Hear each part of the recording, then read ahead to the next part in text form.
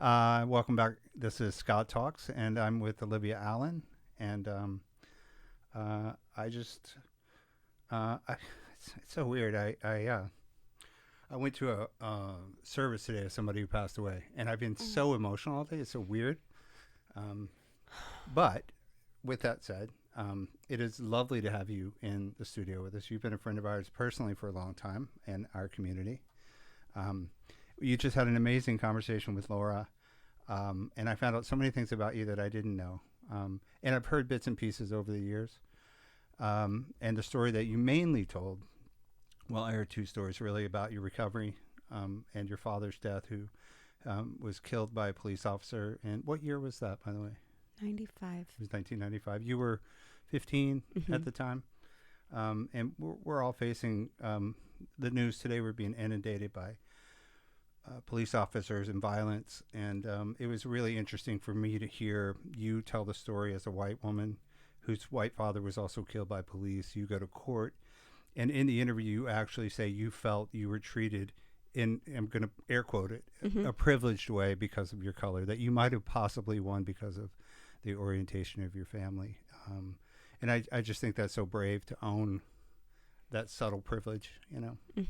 The other thing that I heard that I thought was really interesting, and I wanted to talk to you a little bit about it, because every time we talk about your family, I mean, literally you could write a book about the stories. You walked into the house today and I was like, holy cow, that happened. The last time we saw you, your car was stolen. And today you show up and you're like, we know who did it. We know the person who did it. And I was like, oh my God, that's crazy. So one of the things I heard you say that I think is really cool, and I think about this a lot, is called, it was breaking the legacy of addiction in your family. Yeah. Now, are you the first person in your family to actually get sober? My mom's sober. Was she sober before you did, or? She has 1 year. She's 1 year ahead of me. Wow. So you guys kind of did it together. Yeah. But she tried many times. Yeah. You said in the interview that you were 15. It would be another 15 years before you actually got sober. When you were 15 when your father was killed. And then I got sober at 30. And then you got sober at 30. You went back to high school, which is just amazing. Thank you. And then got a degree. You are now a podcast host. You have a master's in spiritual psychology. And you're sober. Yeah. Yeah, maybe you could talk a little bit about that journey and the breaking that cycle. You and your mom kind of breaking that cycle in your family, and how that's played out. Well, first I want to say I'm sorry for your loss. Oh, thank you. Yeah. Yeah, I don't want to skip over that. It was more of a. It's weird. It was more of a loss for our community, and I felt like I got to know him better being at the service. Thing. But for some reason, I just walk away with that. I carry that emotion with me. It's like it's heavy. It is. It is. Yeah. So thank you. I appreciate that. Yep.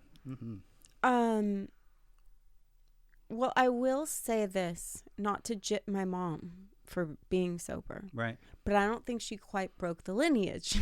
Okay. Because I knew her as an alcoholic mom. So for me, breaking the lineage is my kids will never have to see. They've never seen me take a drink. Right. And so they're going to be growing up in a completely sober home. God willing, right? I mean, God's willing, me willing. They understand it enough now to understand that it actually is something that exists in your family. Yeah. Sobriety. I mean, they're young, but they understand that we don't drink alcohol, and my little one will be like, but because you're sober. And I'm like, that's right, bud. That's pretty cool. You know? I didn't grow up that way. You didn't grow up which way? I didn't know anybody who was sober. Sober meant you hadn't had a drink today. Right, right. At the moment. Right. Yeah. Within the moment. Yeah.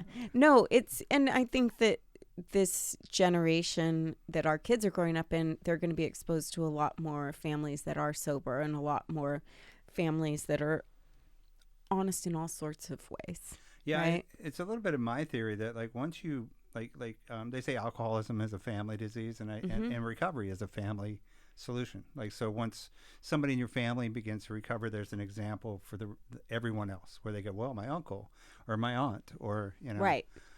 Which I always take a lot of pride in, because like I said, there was nobody in my family that I could see had success getting sober, didn't have a life that they appreciated. If they did get sober, they probably went to church.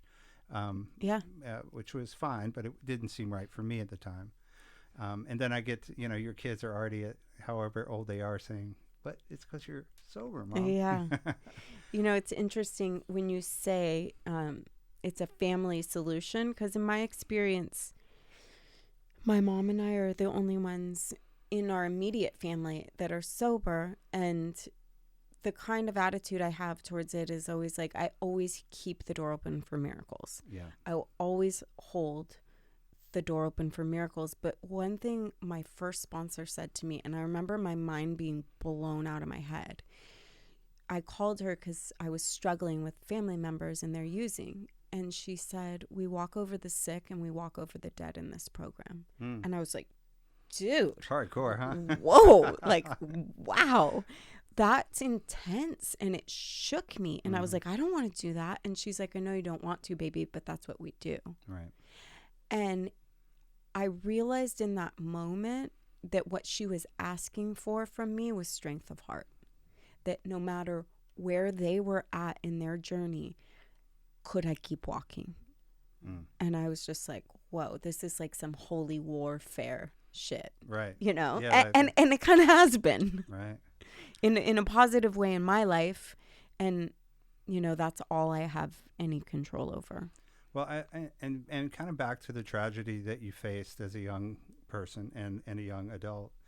The story that you talked to Laura about finding coping with that story in the school of spiritual medicine, it wouldn't have come had you not taken this step probably to get sober, not a chance in the world to leave that solution of getting loaded behind you. Yeah. And take a step forward into facing I wouldn't things. have anything. Right. I wouldn't have a single thing. My life is completely a direct result of the moment I decided to get sober. I mean, on every level. Yeah. And there's not a day that goes by that I don't know that. Because I look at my beautiful life and I'm like, holy shit. Right. This was all because of that choice. Yeah. I was headed nowhere. And the truth of the matter is, the minute I remember people telling me, like, if you quit drinking and you put this first, everything in your life will fall into place. And I'd be like, how is that going to get me a guy? Yeah, I couldn't make sense of that. Do you know what I mean? Like, how is that going to get me a guy, get me a job? And I did what they said, and it all is true. Like, the things that I've accomplished and have come to is a direct result of that choice. Yeah, pretty amazing. And then I think about like you and your mom, let's say, move forward, and even though the rest of your family is they're still trying. They still have hope because they see you moving forward, right? And I think about it's a generational, to me it's a generational gift, right? Like if I've never seen anybody in the history of my family ever be successful and be happy and not drinking, why would I even consider the possibility that it would work for me? Yeah. And now I've given that to my family because I was the first one through the wall with that. And it wasn't pretty, getting there. And I, like you too, started, like I shocked the family with my behavior at a young age. I grew up fast and I didn't know how to explain that to people. And they didn't know what to do with me. Right. But I do love the idea that now that if there is ever an issue later down the road, that they get to look back and say, well, I know that there's a solution. I saw someone in my family totally have that solution. And I think of your family because, I literally want to see the short story book of your family of the stories you could tell. I just wrote an outline today. Oh, did you really? I did. I'm working with a dear friend that's one of us, and she's helping me write it out because there's just so much. Right. There's so much. Yeah. But the biggest impact, too, has been on friends. The people that see the changes you make and go, oh, what is going on? Right.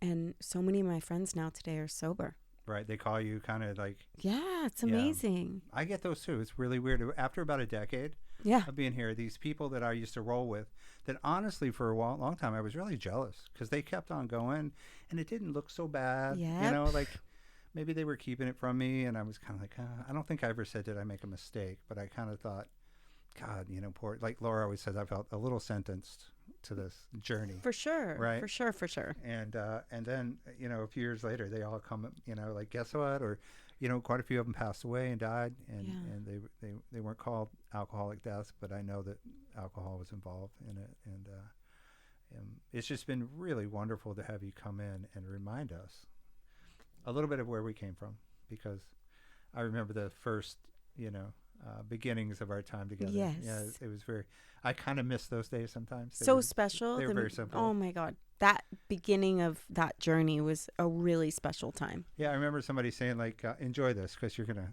it's never going to be like this again. Yeah. Yeah, it was very simple, just one goal in mind every day for month after month. Yeah. And now it's like it's still a beautiful life, but it's full of responsibilities and deadlines. It gets bigger. It does. It gets a lot bigger. Yeah. You guys, please tune in to the show yesterday. It's a fantastic story, and Olivia, thank you for being on the show. Thank you for having me. Yeah.